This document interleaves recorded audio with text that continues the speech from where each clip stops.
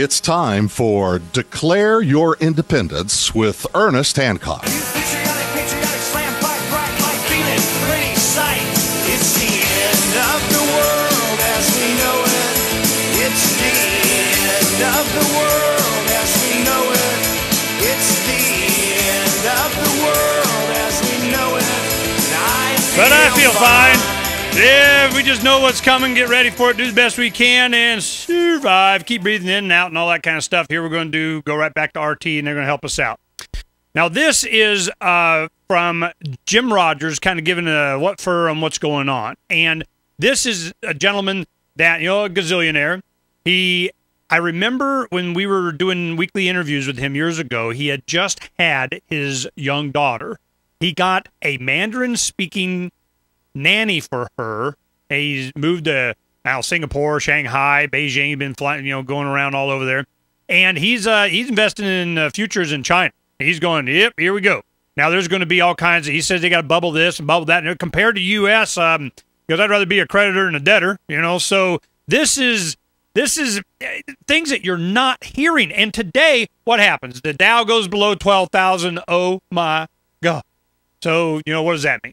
The silver and gold's kind of holding. I mean, they'll go down with it for a little bit, but, they're holding. They're not, taking a dump. So, commodities, food. This is going to be a big, big, big, big deal as time goes on. So one of the sections that we're having in the magazine for July, of course, is going to be, Declare Your Independence, 4th of July, kind of activists putting the philosophy of the first edition into practice. But we also need to get you up to speed kind of stuff, books, movies, things, websites, stuff that, you're going to need to know this stuff. So there's a lot of documentaries and movies and everything that kind of get you up to speed for a lot of people that are new to this that didn't know that this battle's been going on for freaking ever. There's a bunch off the top of my head, just some things that, changed my understanding of the world by watching a 90-minute film. And I'm going, oh, it all comes together now. I see. But the scales have been lifted from my eyes, at least a little bit. So we're going to go ahead and accumulate a lot of this information and encourage you to send them to us. Publisher at freedomsphoenix.com. What's your favorite movies? What had the biggest impact on magazines, websites, books?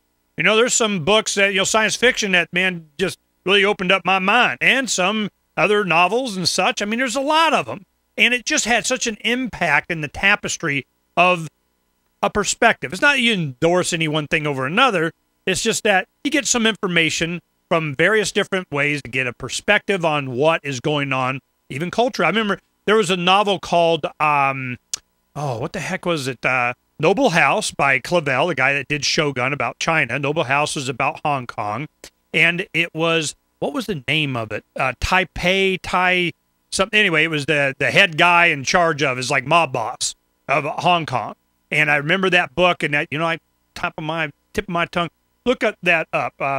Clavel, Hong Kong, Noble House. There'll be another book. So, and I think it's called Taipei. But what happened was the founding of Hong Kong and how it started and why, and the British influence on it, where it came from. And it's just so amazing. A lot of these things that can, in an enjoyable format, you can learn an enormous amount about a culture, why they do what they do, why they think more long-term. Why all this ouch quit it stuff that's going on in Washington now and everything, it's just, they're going, man, we're thinking 20 years down the road. You guys just keep yakking what you're doing. We got a plan for y'all since a long time ago. Well, that's what's going on. It's all going to come unraveled here pretty quick, and we can get that from Jim Rogers. Now, we're going to do this in two sections. We'll go ahead and start it here, and then we'll get to it. Here we go. Today marked the start of a summit for the world's two largest economies, the U.S. and China. It comes at a time when the U.S. faces record debt, and much of that debt is owned by China. Joining me to talk more about the relationship between the two countries, how it has evolved, is Jim Rogers, Quantum Fund co-founder and author of this book right here, A Gift to My Children, A Father's Lessons for Life and Investing. That's just one of his books. I want to thank you so much for joining us. I want to ask you, we've seen a lot of talking points coming out of the summit for today, a lot of rah-rah cooperation, sound bites. What's the real story, Jim? What's the real dynamic going on between these two countries? Well, the main problem is the United States is the largest debtor nation in the history of the world, Ms. Lister. Not just the largest debtor nation in the world, but in the history of the world. And our debts are getting deeper and deeper. The rest of the world is getting upset about it. I hope every American citizen is getting upset about it, because it's going to be the ruination of America, and anybody who's a creditor to America has to worry about it. I don't know if Americans are all very upset about it. We see in the mainstream media press focusing on the United States pushing China to increase the value of its yuan more rapidly. I want to know if you think that that is a pressing issue, and if you think the United States has leverage to ask them to do this when the Federal Reserve has a policy of quantitative easing that devalues the dollar, and when the United States has such high debts that it expects China to finance. Well, you make a very good point. Yes, the United States is trying to drive down the value of its currency. It's trying to debase its currency.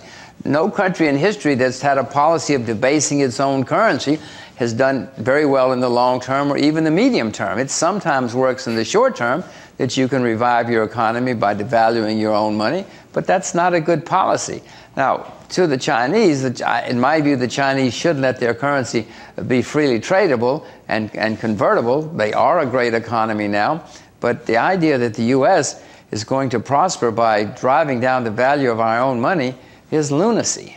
I want to know who you think has the upper hand in these talks, because both countries are reliant on each other to an extent. China needs the United States to buy its, cheap toys and fake Christmas trees, and it's the largest foreign market for them. At the same time, the United States needs China to finance its deficit, to finance its military budget, to finance its operations. So who has the upper hand in talks like this? Well, of the two, I'd rather be the creditor than the debtor. Throughout history, people have always said, look over there with all that money. I want to go over there where the assets are. You've never heard people say, look at all those debtors. I want to enjoy those debtors. I'd rather be the creditor than the debtor in any case, and certainly in this one. At the same token, what is the dynamic? Because the United States has the exorbitant privilege, as some have called it, of printing the reserve currency. No, I know, and that's got to come to an end. Unfortunately, and this is not Chinese policy, Chinese-American, but, America's going to have to face the problem that we are the largest debtor nation in the world, and it's getting higher and higher, and the rest of the world is starting to say, wait a minute, guys, we're not going to continue to finance this. We're not going to continue to play ball. Other countries are now looking for replacements for the U.S. dollar. There's a lot of movement, not just in China, but all over the world, because everybody knows that the U.S. dollar is now a terribly flawed currency. I don't like saying this. I'm an American citizen and American taxpayer, but we got to face facts. When do you see there being a tipping point, and what do you see as the replacement? Because Russia and other developing nations, Brazil, have all signed on to concerns and plans of people like Joseph Stiglitz, who lobby for a different global reserve currency. So at what point do you see this actually happening, though? Because you don't see the developed world on board. Well, I would expect to see more crises in the currency market, maybe as soon as this fall, or certainly by the fall of 2012, 2013, and you're going to see serious turmoil in the currency markets, which is going to force the world and force America to do something about it. It's not going to be a lot of fun. It's going to be terrible for all of us when you... Terrible for all of us. Yeah, we'll finish out when we come back here and declare your independence with me, Ernest Hancock, getting understanding what's going on. And then we'll see how it's going to affect you and what you can do about it. We'll be right back.